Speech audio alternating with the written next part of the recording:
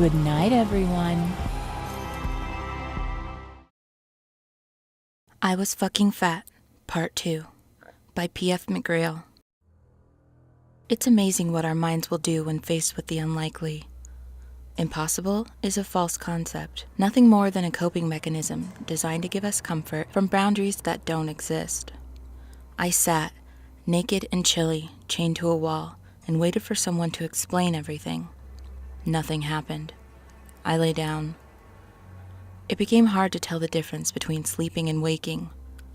I jerked into a sitting position at one point, unsure of what had just happened. Filled with panic, the room was still dark, save for the solitary sliver of light.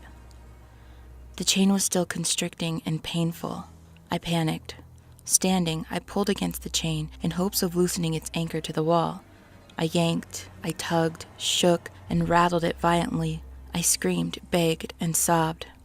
"This is too far!" I screamed into the nothing. "Too fucking far!" I pulled against the chain until I could feel the rivulets of blood licking my pudgy sausage fingers, causing my hold on the chain to slip.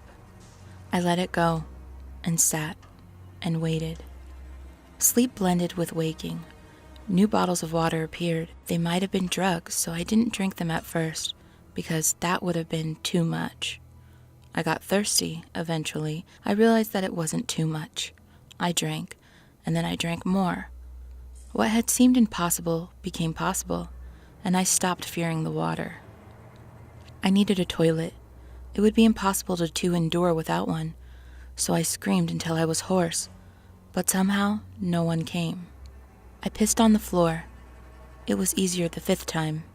I made sure to go in the furthest corner that my chain would allow, because wallowing in my own urine was out of the question, until I woke up in my own piss.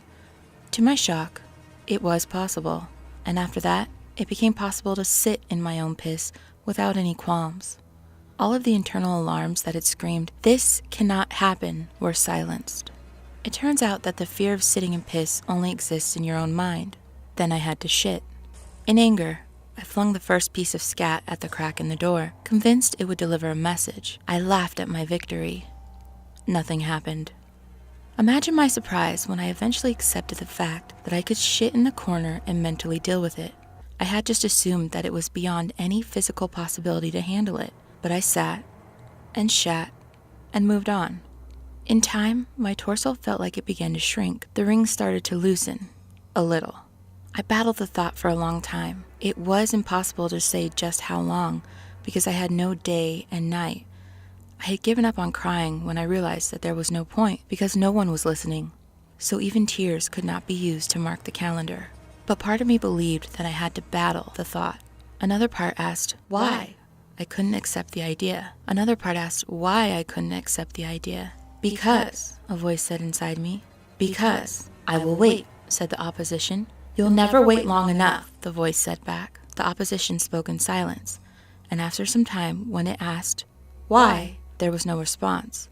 And I had no qualms when I did it, because the voice that had declared my actions impossible was silent. So I picked up the freshest shit, and I spread it like butter around the ring. Thick clumps of it fell to the floor, but I found them with my toes and picked them up again.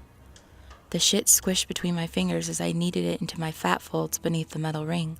It was oily and wet, and I made sure to spread a healthy coating of shit all around the ring, slathering and wiping it over my skin. It smelled, but I simply accepted the smell as I rubbed the shit all around like lotion, spreading it, coating it, caking it across my skin. Once I had accepted that it wasn't impossible to use turd as lubricant, all of my inhibition just dissolved like the shit that I was massaging beneath the ring. I twisted the metal like it was a tiny hula hoop and slid around my body. A little. It had been impossible to budge the ring when I first arrived. Hope flared in my chest and my heart fluttered. It hurt, but the pain was a distant sort of fact that I accepted without truly feeling. I allowed myself to imagine crawling through this river of shit and coming out clean on the other side. I smiled as I went to sleep, but the line between sleeping and waking was blurred. I knew that it was dark, but it was hard to find my way in the dark, so I reached out my hand. I was trying to find my mom, because I knew that she loved me and couldn't find me. But why was it so hard to find her? I kept reaching out, but her hand was just out of reach. I wanted to grab it, but I knew I had to pull it all away. So I peeled off my jacket, but it wasn't enough. I ripped off my shirt and pants, but she needed more. I was embarrassed, but undid my bra and dropped my panties and stood in front of her naked. I felt ugly because I was naked. My body had so many lumps that my belly hung down and covered my crotch. No one could even see my pussy, but I was still humiliated because it was ugly outside and ugly inside. I cried and asked for her to hug me, but she said I needed more. I told her that there wasn't any more for me to give, but she said that there was a lot more. So I said okay, and ripped open my torso and peeled off my skin like a jumpsuit. It felt good to slide it off my shoulders because it was Janelle. It was me, and ugly was part of me. I knew it. I saw my skin lying on the ground, and I could tell that it was me, and I cried because it was dead. Then I asked Mom if enough of me was dead for her to hug me, and she said no. I need more. I cried harder because there was nothing left, but she said I needed to shed more of myself. I pulled my eyes out so that she wouldn't have to see me cry. Then I pulled another layer of Janelle off and threw it onto the floor because it was me, and that was ugly. I cried because I could see my face on the ground, and I knew that it was going in the trash and that no one would miss it. I asked my mom to hug me one more time, and she said just one more.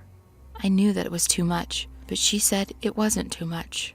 I was completely sure that it would be impossible and that I had lost. Then I saw my hand reaching into my torso and beginning to peel. I said wait, and that it couldn't be done, but my hand didn't care. It tore almost all of me away this time until there was nothing left but a pile of guts and a beating heart. But the heart just wouldn't stop beating. Even when I told it that it was okay, there was nothing of me left. But it kept right on going, like it didn't care what the world thought. And I said, why? But it just said, thump, thump, thump. I woke up in a pool of my own piss, wriggled the shit chain just a little more than it had moved before, and smiled in the dark. End of part 2.